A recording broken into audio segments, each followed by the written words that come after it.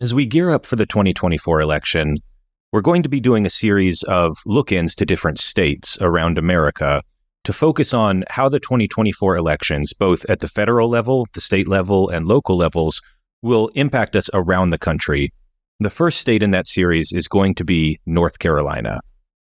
Blair Reeves is the executive director of Carolina Forward, a think tank dedicated to improving North Carolina in areas like housing, democratic reforms, labor issues, and much more. And we're going to be talking about North Carolina in 2024 in this episode. We're going to talk about whether or not North Carolina is actually a swing state, the state of the races in North Carolina, including a very important governor's race, and what issues are the most important to North Carolinians. All of that will be here in this episode.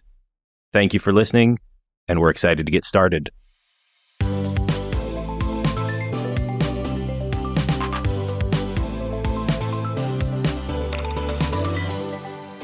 Welcome, everyone, to another episode of the New Liberal Podcast, part of the Center for New Liberalism. I'm your host, Jeremiah Johnson, and joining me today is Blair Reeves. Blair, welcome to the show. Thanks a lot, Jeremiah. I'm happy to be here. Thanks for having me on. Really excited to have you here. I'm excited to start this series because I think it's interesting to think about how different our politics can be in different parts of the country. You know, some things are the same. Everybody cares about the economy. Everybody cares about certain issues. But some things really do differ, and I'm excited to dig into that. And I guess just as some background, how did you get started in North Carolina politics? What was your pathway to, getting involved with Carolina Forward and to kind of being involved in the local scene there? Reluctantly, I would say. So let me see. So my background in Carolina Forward is what comes back down to the 2020 cycle. I think the 2020 cycle was very motivating for people all over the political spectrum. Obviously, you have all the Trump chaos coming out of that.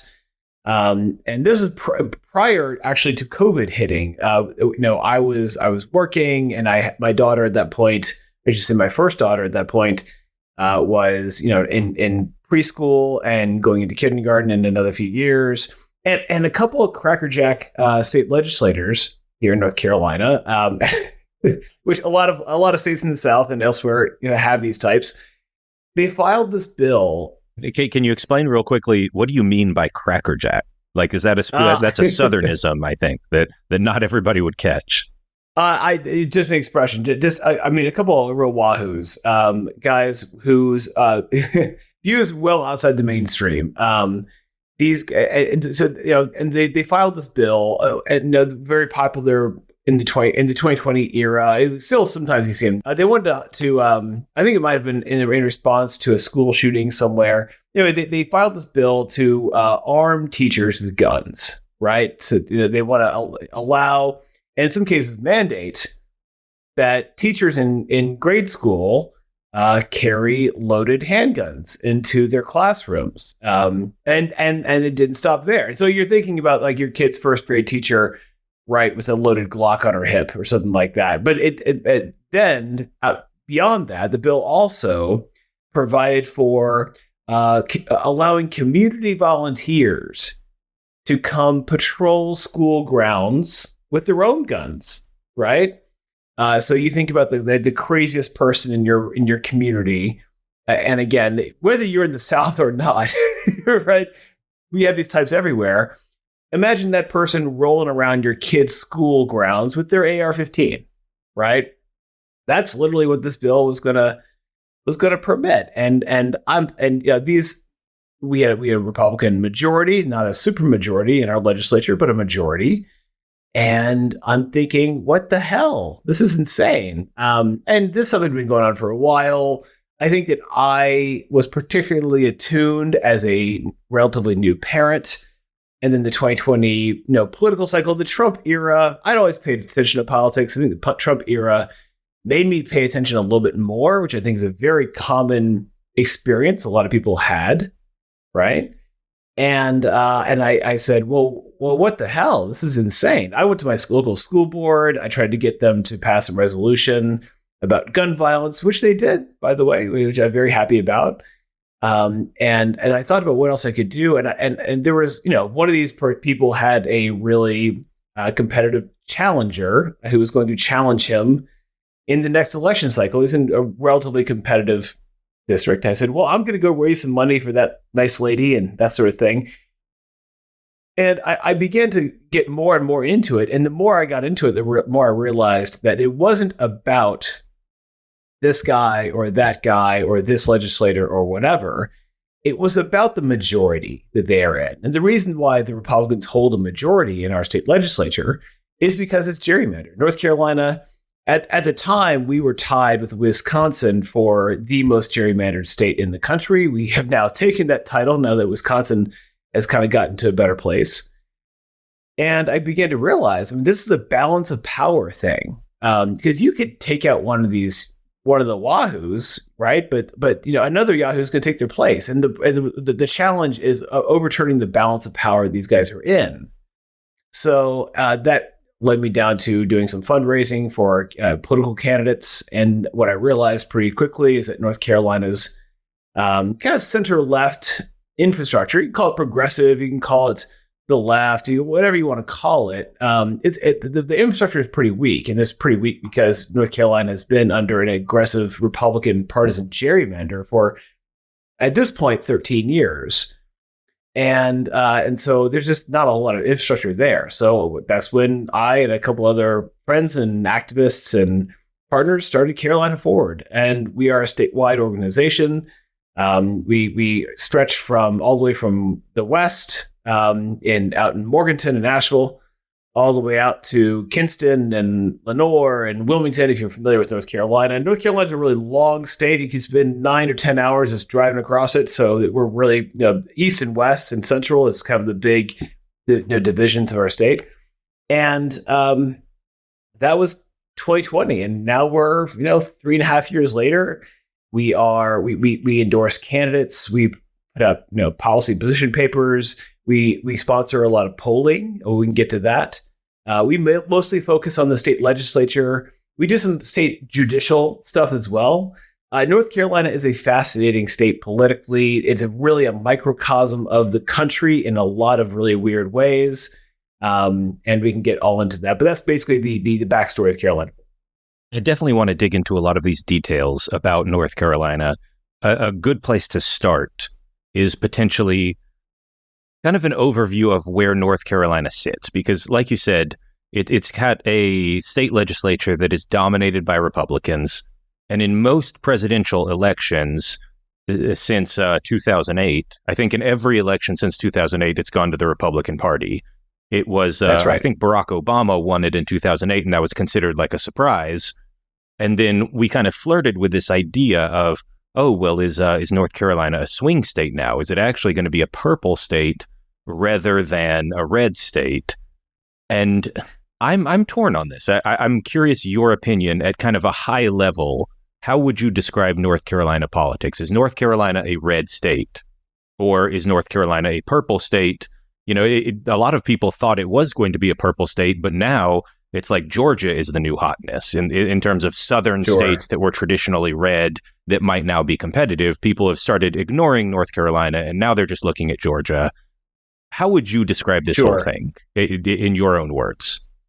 Yeah, so I think there are two levels of analysis on this, right? There is a one level of like the metrics and the data, and then there's another level of like the emotive kind of emotional freight of what swing state means, right? And to give you some perspective, I grew up in Virginia, out in the Shenandoah Valley, the reddest part of Virginia. I remember getting mailers and seeing stuff on my hometown that I always thought was kind of normal, and I only now realize that even for the early to mid 90s was not normal, was super, super crazy fundamentalist right stuff. And so that I grew up in Virginia as like the solid red standard bearer of the South in a lot of ways. And, Virginia, when I was in middle school, almost sent Oliver North to the Senate You also share, our fearless leader over at the Progressive Policy Institute, Will Marshall, a big rural Virginia boy, but very, right. very Southern. We love Will. He still speaks with that kind of rural Virginia drawl. And, so you're in good company is what I'm saying. Yeah. I mean, that's the Virginia I grew up in, but not in Northern Virginia. But Northern Virginia is a whole different kind of state in a lot of ways. That's still very alien to me. But the point is that I grew up in that Virginia, and what I can tell you is that as late as middle of 2008, all right. And I was paying lightly paying attention at the time. I was out of college at that point, so kind of with it in a way. No one in Virginia believed that Virginia was going to flip for Obama. And for some background, 2008 was the year that Virginia flipped to being a blue state, and it's never gone back. And no one really believed it in 2008. No one in Raleigh. No one in Richmond. No one in Richmond. No one in the state party. I mean, everyone is fighting like cats and dogs for it. Obviously, there's tons of money going in there. Obama was there all the time. All this stuff, but Virginia had never been until that point. Hadn't gone blue, and there's no one could process it. And again, this is that emotional level, and that no one could really process. And then it happened, and minds were blown, brains melted. I mean, people in Richmond, just went batshit over it, and. What a lot of people just didn't, because everyone knew what the metrics were. They saw the trends, they saw the data, but no one believes it until it happens. And that's the thing. I mean, I think it's a good point that these kind of things happen faster than you think. Like in Virginia at this point, I don't even think many people would call it a purple state anymore. Most people would say Virginia's pretty solidly blue. No, Virginia's blue. Virginia's a blue state that's competitive at the state level, obviously. Yeah, and like you could say something similar about like Colorado like Bush won Colorado in 2004, but Colorado is no longer a swing state, I don't think. Well, and back in 2021, after Glenn Youngkin won the governorship, there was this brief balloon where the Republicans said, "Oh, well, we're back, right? We're coming back," and it turned out that was just a combination of Biden's first, Biden redux. In a way, very, very narrow election. By the way, the Virginia Republicans just got their teeth smashed in for years and years and years. They had all these crazy candidates they kept nominating. They switched to ranked choice voting and a convention instead of, because their primary voters kept giving them these insane candidates. So to get away from that, they switched to a convention and ranked choice voting to elect a more moderate, like Glenn Youngkin, who could win. And then in the 23 legislative elections, again, Youngkin got his teeth knocked out. Democrats took over the legislature.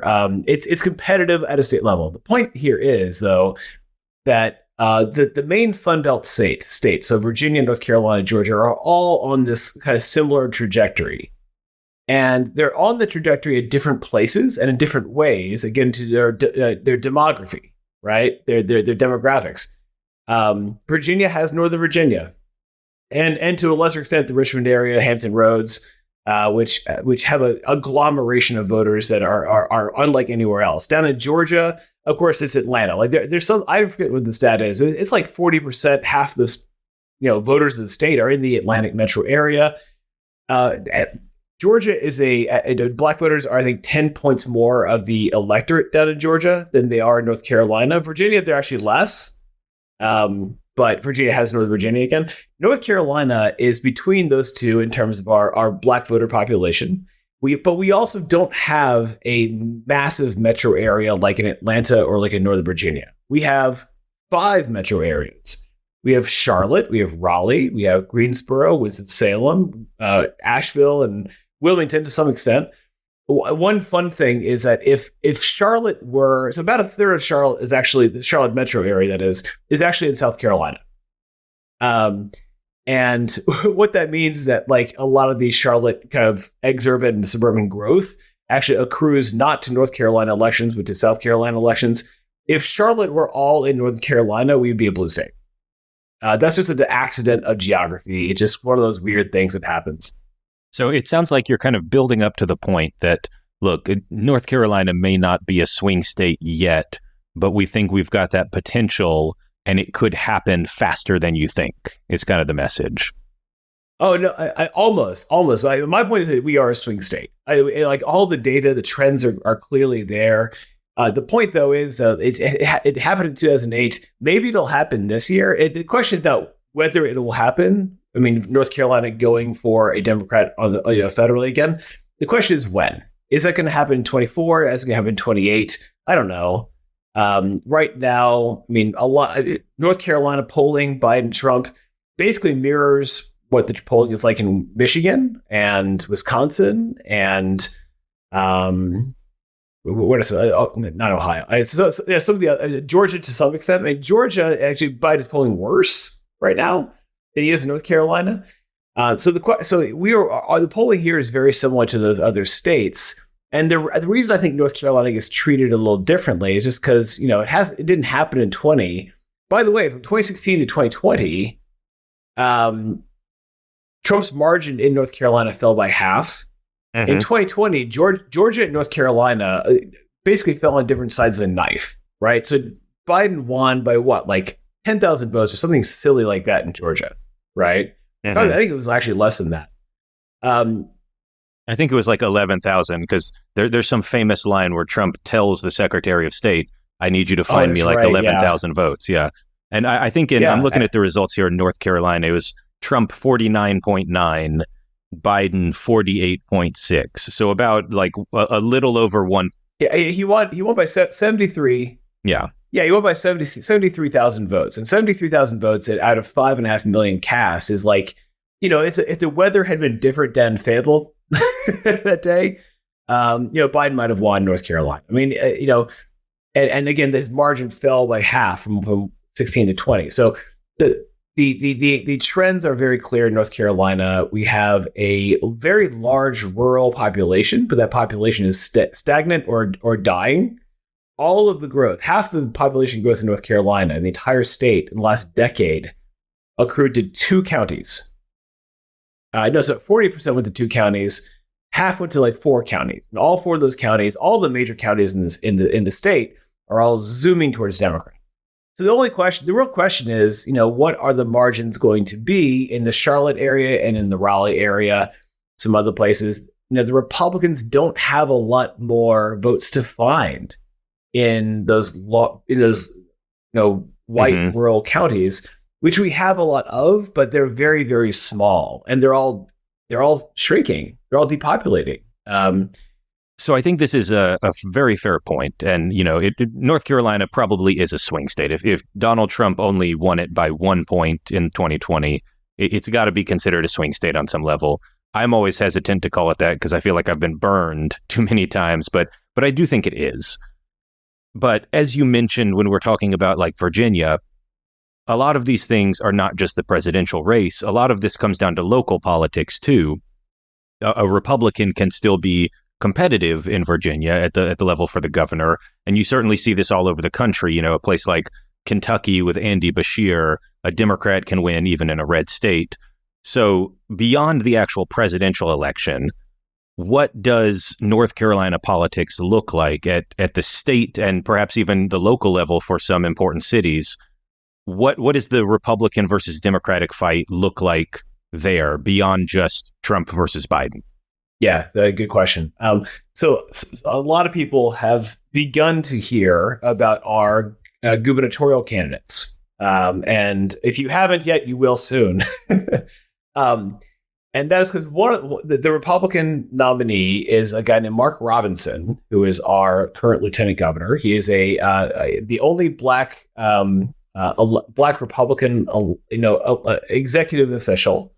There is one other black Republican in our legislature, but he's the only black executive officer, black Republican executive officer, that is. So Mark Robinson is the Republican nominee for governor, and he is a very extreme candidate. He's a ultra MAGA sort of figurehead, and of course the Republican primary base loves Mark Robinson. And the Democrat is Josh Stein. He's our current attorney general. He is much more of a kind of standard moderate North Carolina Democrat. He is not. He's not very. He's very very comfortably center left. And very cut from a very similar cloth that like a Roy Cooper is. And just for listeners, Roy Cooper is the current North Carolina governor, correct? And he's a Democrat, kind of like a moderate Democrat. Some people might call him like a blue dog or like I don't know, but he's the kind of Democrat who's perfect to win a state like North Carolina, I think. Absolutely. Good. Roy Cooper is term limited out, so he can't run for another term. If he could, he would probably win because he is very popular. And even through COVID, he's one of those state governors who everyone seemed to kind of like. Of course, the Republican primary base hates him, but he's generally won a lot. Josh Stein has won statewide twice, at least twice now for attorney general. Before then, he was in the state senate. So he's also been doing this for a while. So he has experience, running at a statewide level. So you have this kind of moderate Democrat in Josh Stein versus like the ultra MAGA extreme candidate, Mark Robinson. That's one of the kind of matchups we have. And that's really one of the marquee one. Then you also have our attorney general race. Many people are familiar with Jeff Jackson. He was a state senator, and then he ran for the U.S. Senate. Withdrew from the U.S. Senate so that Sherry Beasley could become the candidate. Ran for Congress. He's from Charlotte, so he's been in Congress for a term, and is now running for Attorney General. Famous for he's big on TikTok, big on Instagram, some other places, and so he too is a very kind of like moderate Democrat. People like Jeff Jackson. He has a lot of name recognition, and I think that his ability to communicate with voters probably makes him the best political communicator in North Carolina. He is opposed on the Republican side by Dan Bishop, who is another kind of ultra MAGA bomb thrower type. He was the lead author and lead sponsor of the bathroom bill, HB2, which was briefly in the national headlines a couple of years ago. It was a economic disaster for the state. Basically kind of an anti-trans, anti-gay, bathroom politics kind of thing. Were you surprised by Jeff Jackson kind of announcing, like, he's in Congress and he announces, well, after my first term, I think it's his first term, I'm leaving. I'm not, because he could have probably kept his seat for a very long time. Were you surprised by him leave? Oh, no, he couldn't. Is that not the case? No, it's not the case. The reason is because the Republicans, after flipping control of our state Supreme Court last year, the new Republican majority on our court ordered a rehearing, a redo of a case that the prior Democratic majority court had heard about the state legislative and congressional maps. They reheard this case, reversed it, and allowed the legislature to redraw our congressional and legislative election maps. And those maps had already been, an aggressive Republican gerrymander, but now with the new Republican court that was seated in 2023, the new Republican court allowed them to just go wild. So they redrew our legislative and congressional maps and put Jeff Jackson into a completely unwinnable district. So they gerrymandered. Gotcha. I didn't actually realize that he was gerrymandered out of his seat. Yeah.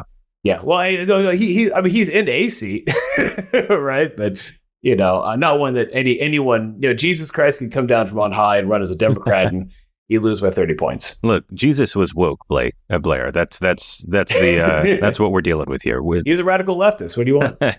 He overturned the tables in the temple, But so we've got an interesting situation where North Carolina seems to be pretty decent at electing moderate Democrats for statewide races and certainly for some congressional seats. But as you said, the gerrymander means that Republicans are in firm control of the state legislature, the state Senate, the state House of Representatives. And I'm curious, do you think that plays into kind of the level of extremism that you see in some of these candidates? Like, there's some red states out there that are very deep red, but still manage to have like thoughtful, reasonable Republican governors. North Carolina seems to be putting up candidates for governor that are like crazy level of Republican rather than like in any kind of reasonable Republican. Do you think it's related to that kind of gerrymandering, or is it just a side effect? Yeah, I think this is a really interesting point. What is going on is that we are, again, in North Carolina, we are in year 13 now of a aggressive Republican partisan gerrymander. And what that has done is created this hothouse environment in North Carolina politics in which increasingly to be elected you have to be a Republican, and to be elected as a Republican in Republican primaries, the gerrymandering has gotten more and more extreme. And so to win a primary, you have to go further and further and further right. Back 10 years ago, the Republicans were relatively, they were very conservative. You had less bomb throwing. This cycle that we're seeing right now really began in the 2016 cycle.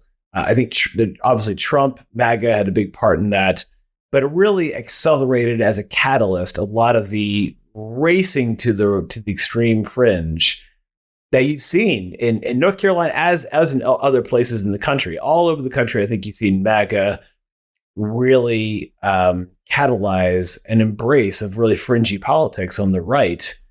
And probably nowhere more than North Carolina has that been expressed through our politics. So, for example, another good example is our Department of Public Instruction, the state superintendent of schools race. This has begun to make national headlines as well. It's sort of thing that North Carolina is known for now. Our Republican incumbent, the who's the superintendent of schools, was just defeated the other week by a Republican challenger in her primary. She's pretty conservative, Republican, but she is a pretty normal candidate, the superintendent of schools. And she was challenged from the right by this lady named Michelle Morrow, who is not only has no experience in education, but actually has homeschooled her two children, and lost a bid to get on the county school board in Wake County, which is Raleigh. She was defeated, I think, by 20 or 30 points, something like that.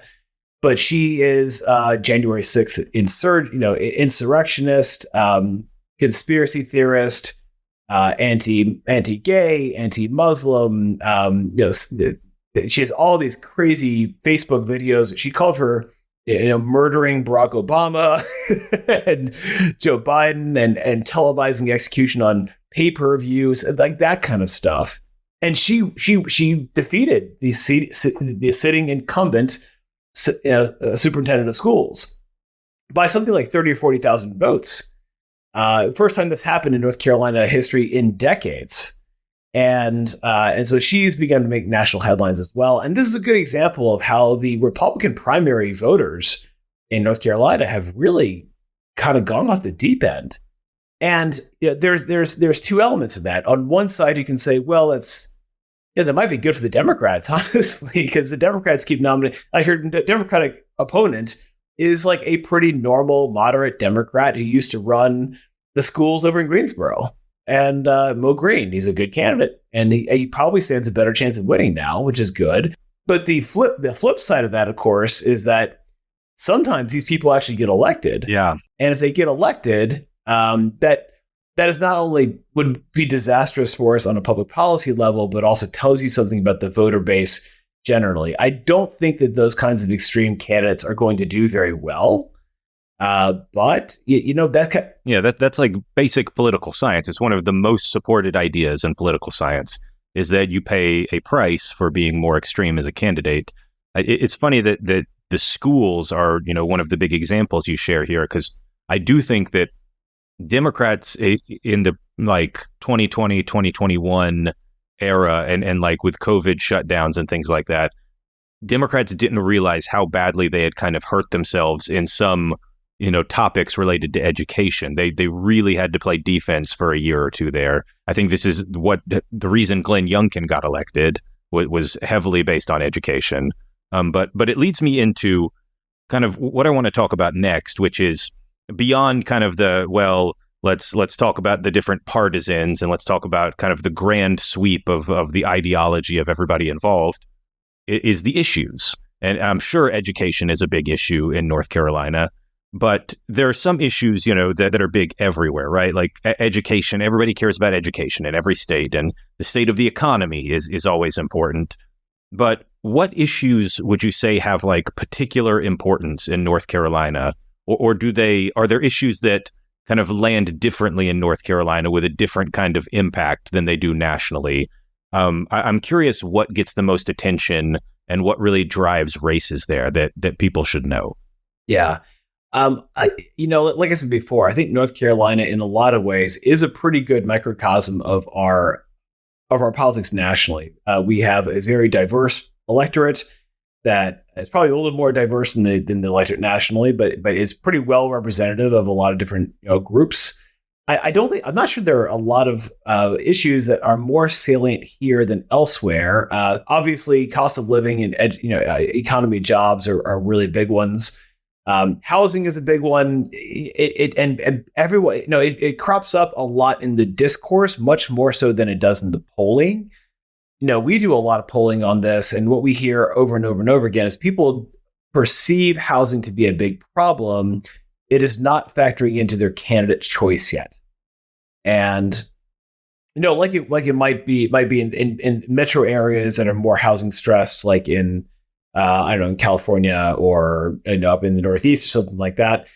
Comparatively to those areas, North Carolina still has pretty affordable housing. But people in North Carolina, of course, we believe that we have a housing crisis, and we do, relative to where we've been in North Carolina. So there's that. I do think that gun policy plays a little bit differently here than it does in other places, only because we're a southern state. Guns are very much part of the culture in a lot of places here, which is not to say that there isn't a lot of support for gun safety regulation, and there is. There is a lot of resistance to kind of the open carry gun extremism you see in places like Texas. But unfortunately, a lot of that resistance is bottled up because of gerrymandering.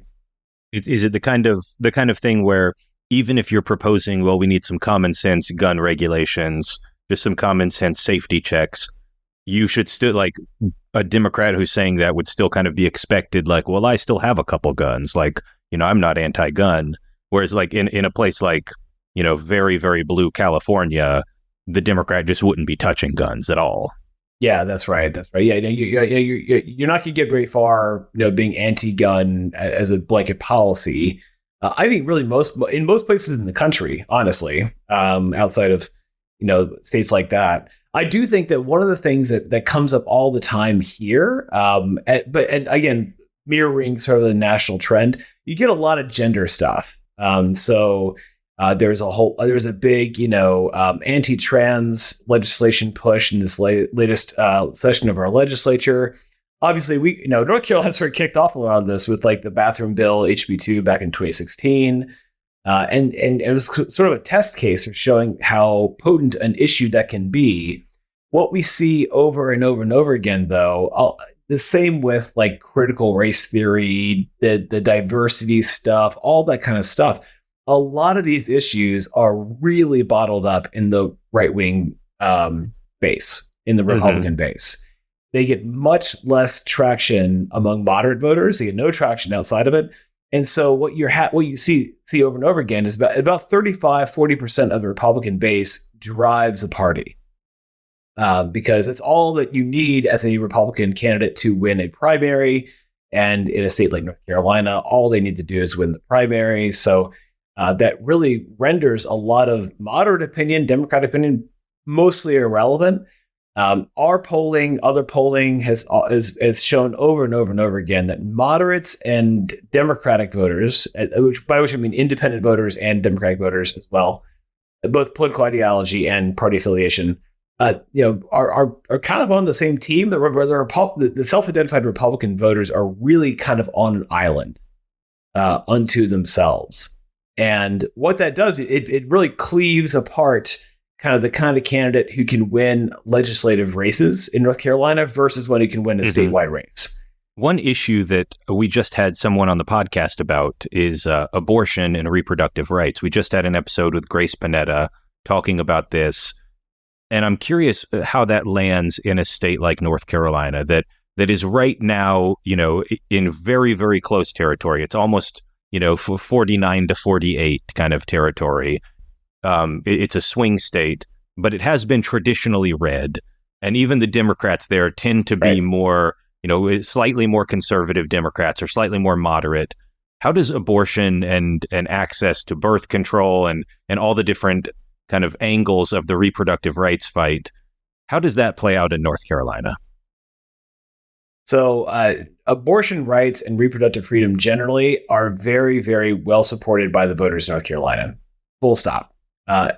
Polling shows that, our polling, other polling, and really election results show that as well. So Republicans in North Carolina passed a 12-week abortion ban last year in the legislature, like they did in a lot of other states. There was a large faction pushing for a 6-week ban, which is effectively a complete ban on abortion. And the Republican legislative leaders didn't want to go that far. They really kept it to only quote unquote 12 weeks. And what that has done, that created a lot of bad blood on the Republican side. There were a couple of primaries this year on the Republican side against Republican members who pushed for a 12-week ban as opposed to a 6-week ban. And you had the fundamentalist crowd behind a lot of those. But abortion, and again, we generalize this reproductive freedom including IVF, including birth control, including all the other stuff. Very, very popular with North Carolina voters, like it is anywhere. So I don't think this is really a North Carolina thing. I think you saw this in Ohio. You saw this in the Virginia legislative elections. Youngkin was out there saying, we are the test case for a 15-week ban on abortion. Are you with me, Virginia? And they said, no, we're not. Right. That was a very, very clear repudiation of that policy. The same thing is going on in North Carolina. We do not have, by the way, ballot initiatives here, but voter-initiated referenda in North Carolina, like in a lot of others, like most other southern states do not. If you had one of those, then I think you'd see a reproductive freedom amendment succeed. And they're never going to put that on the ballot because they know what would happen with it. So I think you're going to see a lot of Democrats run on reproductive freedom because it's a very salient issue that voters agree with. And by the way, a lot of our polling and election results, again, show that it's one of the only things that is driving, or I should say, changing voter choice. So as opposed to something like, paid leave, paid sick leave, or minimum wage, or one of these other things, you have a lot of voters who say, yeah, I agree with all that stuff, but I'm still going to vote for the Republicans because I'm a Republican. There are very, I'll say on the Republican side, very, very few voters who are saying, I'm a Republican, but I support Medicaid expansion, so I'm going to vote for a Democrat. Very few people are saying that, right? A lot of those issues aren't driving voter choice. Abortion actually drives some voter choice. There are some non-trivial numbers of right-leaning, maybe even Republican women, almost all women, who are saying that when it comes to their rights over their own bodies, they will vote for a Democrat. And there aren't a lot of them, but a landslide election in North Carolina is like 2 points. So just a few of them is pretty massive. And the same goes for a lot of things like Haley voters, Nikki Haley voters. If some percentage of them decide they just can't stomach Trump and vote for Biden, well, that's the kind of margin that could actually tip an election in North Carolina. So all of these things are on the margin. Reproductive freedom is going to be a big one this election season. And I don't think Republicans really have a way of dealing with that yet because they're sort of the dog that caught the car, right? And I think it's going to be a stone around their necks for years to come. Yeah, that's definitely a point that Grace and I talked about in our last episode is, they've been chasing this for so long. They are the dog that caught the car. What do you do with it now that you've caught it? And in brief, as long as Roe v. Wade was the law of the land, you could kind of posture as anti-abortion as you wanted to, and it didn't make a difference in a lot of cases because Roe v. Wade was still the law, and so it didn't really matter. You could just play it up as much as you wanted. But now that you've played it up that much, now you're kind of stuck in that position. But not to rehab the last episode again, but one thing that I'm curious about is how you see the issues and the strategies that Democrats should focus on, because you guys are interesting, Carolina Forward, in that you're both kind of a traditional think tank that does, like, you put out the policy work. You talk about, like, here's the housing plan that North Carolina needs for its cities, and here's how we should strengthen democracy in North Carolina with reforms, and you do that work. But you also do a lot of polling, and I feel like you have an unusually good handle on, like, what voters actually care about. And so based on that, how do you see, like, what is a winning message for Democrats in North Carolina? If you're finally going to make this happen, if you're finally going to get over the hump, and Democrats might win North Carolina for the presidential election for the first time in almost 20 years, what is the winning message there? What should Democrats be focused on? Yeah. So it's two parts to the answer to the question. First of all, I think we have to be the party of freedom and real freedom, not a slogan of freedom, right? I think freedom means not only reproductive freedom, bodily freedom, the freedom to make your own choices, right? I think we have to generalize what freedom means, though, right? So Medicaid expansion is freedom. Right? That means that you don't have to worry about your healthcare. If you have access to a marketplace plan that costs you $10 a month that is affordable to you and your family, and you can remove that weight and that burden on your psyche that your family is covered and has access to care, that's freedom, right? If you have a well-funded public school that is functional and open and available to you, and the buses are working on time, this goes back to the Gretchen Whitmer thing, right? She says, fix the damn roads. The North Carolina version of that would be make the damn school buses work, right? That's a huge issue in North Carolina, just because our public school system is chronically underfunded because the Republicans underfunded. And that's freedom. If you have a public school that works, that is freedom for you and your family. Housing is a great example of it. How free can you be unless you have a future that you can build by a house that you or your family can afford? And I don't want to get into the affordability argument around, like, what's affordable, but affordable is like something people can buy. We need to build. We need to be a movement that builds. And I think that people on the left, whether it's Democrats or moderates, whoever, they need to show that they can be a movement that builds. They can't just be a movement that says no, right? And that's an issue that goes on all over the place. I think that Democrats also need to show that they can be the adults in the room, right? Because what you're seeing in the MAGA era is that the other side has gone completely off the deep end. I don't think normal people look at what's going on the right now and just revulse, right? Women do that. I think normal people all over the place are doing that.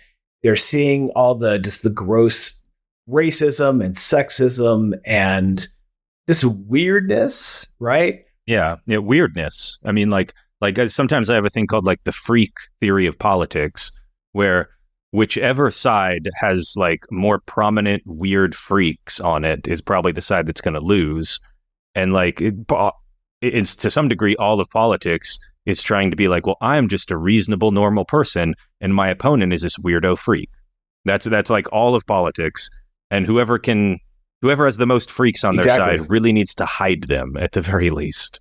I think people can say, well, I don't necessarily agree with this candidate on this issue, but they're a reasonable person, right? They're an adult that can reason through these issues reasonably well and whatever. I think that part of what has driven a lot of this crack up on the right is I think that a lot of MAGA voters don't want that. That's the whole need for chaos thing, right?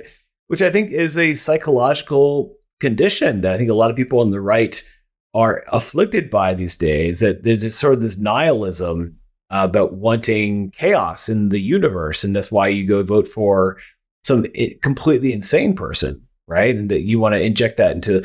And there's a market for that out there, but I think that Democrats, those people aren't going to vote for Democrats. I think that most normal people want grown-ups who are sensible running things. The other part of the answer I was going to say is that I think that organizations on the center left, like Carolina Forward, or other organizations like us in other states, I see one of the reasons we do what we do, how we do it, is that I think that a lot of organizations love to people love to write white papers. What I've found is that we have tons of volunteers asking to write blog posts. They're basically op-eds and that sort of thing. And which is very nice. I appreciate that, but that's not what we need.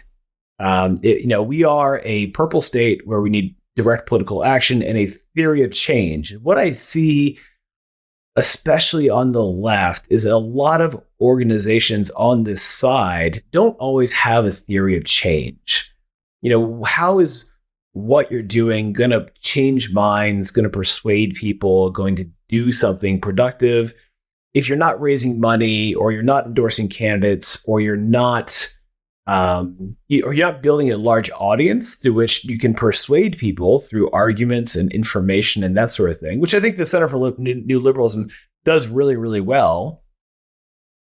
Then I don't know what you're doing. And I think that a lot of organizations on our side essentially function as discussion groups among people who kind of agree with each other. And I do think there's a role for that. There's absolutely a role for that in the larger coalition.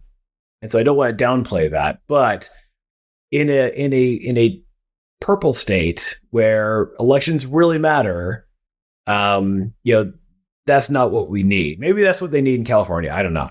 Right. California seems to have a bunch of issues there, but California could use a little bit less grandstanding as well, but for an entirely different reason. Yeah, I think this gets into one of my favorite books is Politics is for Power by Eitan Hersh, and his whole point is like you shouldn't treat politics like it's a sports fandom, or like you're a Swiftie. Like you don't follow it just to be a fan, just to keep up with the news and cheer the good guys and boo hiss at the bad guys. Like if you care about politics, you should be taking direct action. You should be doing politics, not just watching politics or posting about politics or anything like that.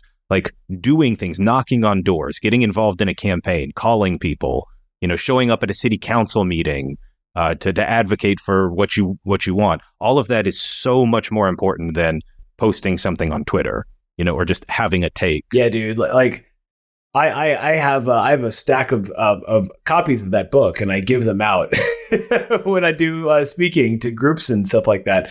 And the other thing I'd add to that is that you have to, as I tell my wife, scale down your expectations, right?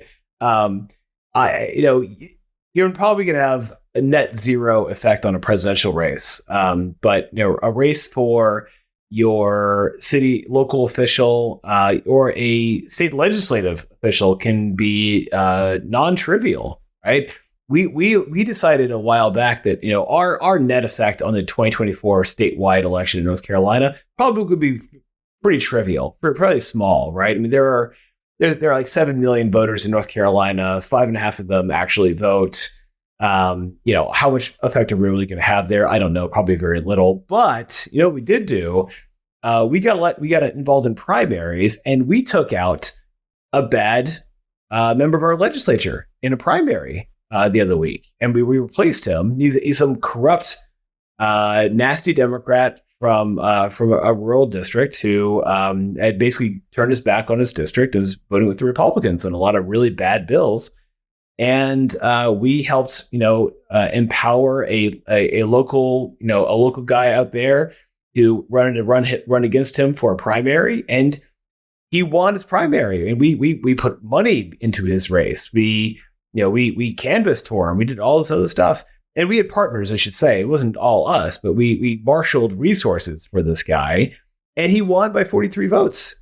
And now there's going to be another vote in our legislature as a firewall against the bad legislation. So when Governor Josh Stein in 2025 is vetoing all the crappy bills that the Republican majority are sending him, now there's going to be another vote to sustain his veto.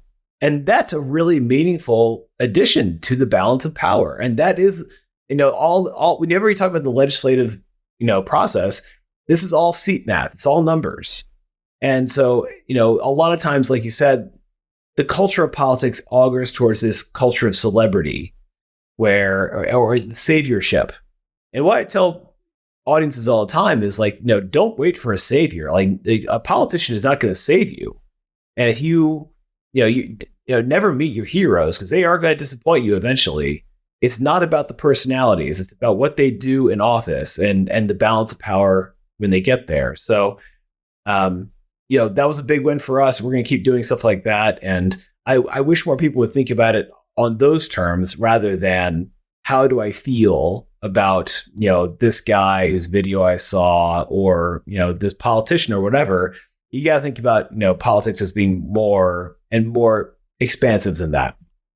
So your advice to kind of wrap it all up in one package here is that you've got to get out there and do things, and specifically, probably in North Carolina, but also this is probably applicable everywhere, focusing on local races, you can actually have a much bigger impact than you might realize.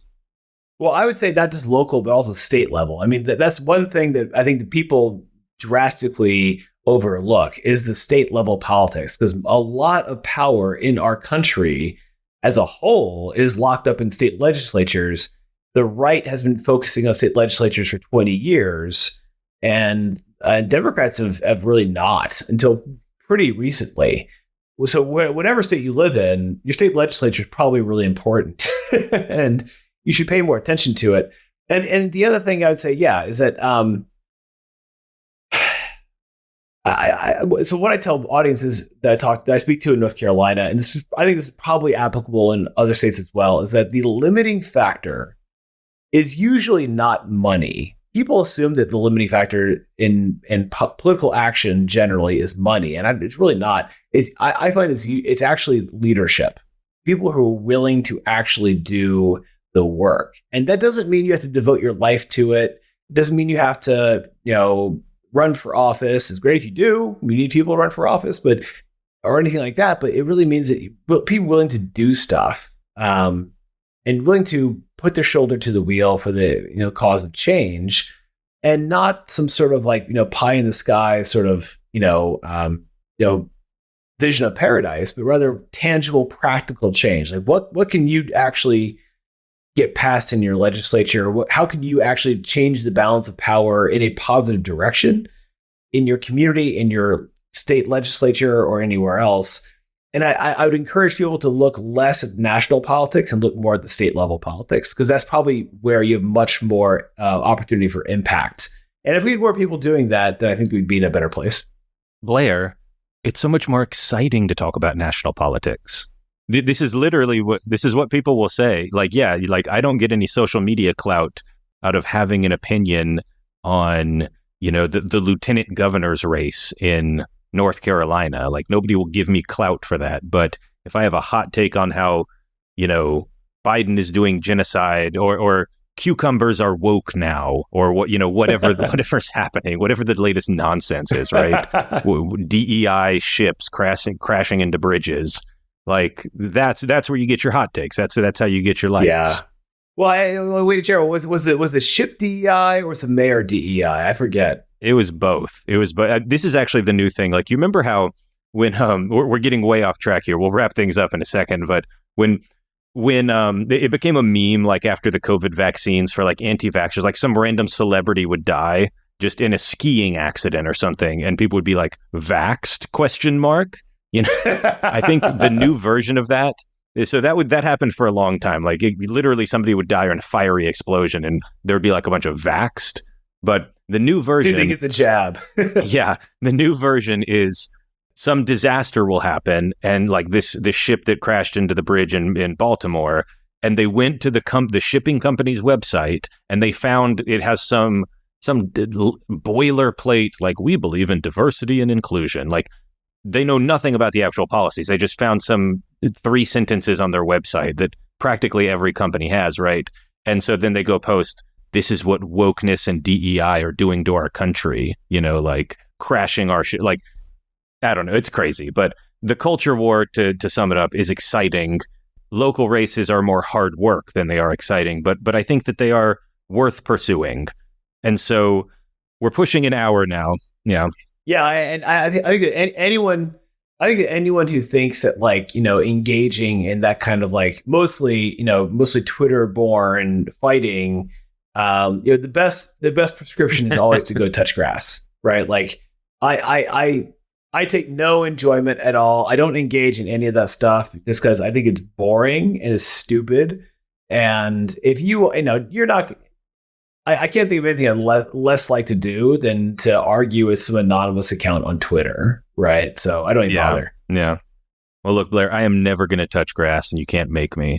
But but for everybody else should. Everybody else should absolutely touch grass, and really, I should as well. But we're coming up on an hour now, so I'm going to close us out with our traditional final question that we ask to everybody on this podcast, and that is, what should people read if they want to learn more, or where should they go if they want to learn more about North Carolina politics, or about North Carolina just as a state, or getting involved in local politics?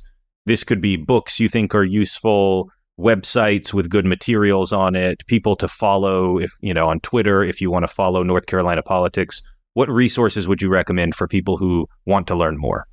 So if you just want to learn what's going on in North Carolina right now, the Carolina Forward has our account on Instagram, on TikTok, on Twitter if you're on there, Facebook, whatever your platform of choice. We are there, and you can find us all at carolinaforward.org. And we do a lot of videos and stuff just talking about what's going on this week in North Carolina politics, what's going on broadly and topically. We have on our website, carolinaforward.org/legislature, we have a lot of primary source information around maps, legislative maps. Here are what the legislative maps look like. Campaign finance filings. That stuff is really difficult to follow unless you know just what you're looking for. We put it all on this one page where you can go find it. Lists of people, all the kind of primary source stuff. Most people have no idea where to even begin with that sort of stuff. We put it all on the website. And so carolinaforward.org is a good place to start with that. And beyond that, there's a lot of all the usual stuff. There is the News and Observer is the North Carolina state paper of record as out of Raleigh. The Charlotte Observer is also quite good. But those have their own kind of issues there, but that's kind of the media lens through which North Carolina happens. But I'd encourage everyone to go check out carolinaforward.org, our social platforms, and follow us there. All right. Well, I want to thank my guest one more time, Blair Reeves. Thank you for coming on the show. Thanks for having me, Jeremy. I really appreciate this.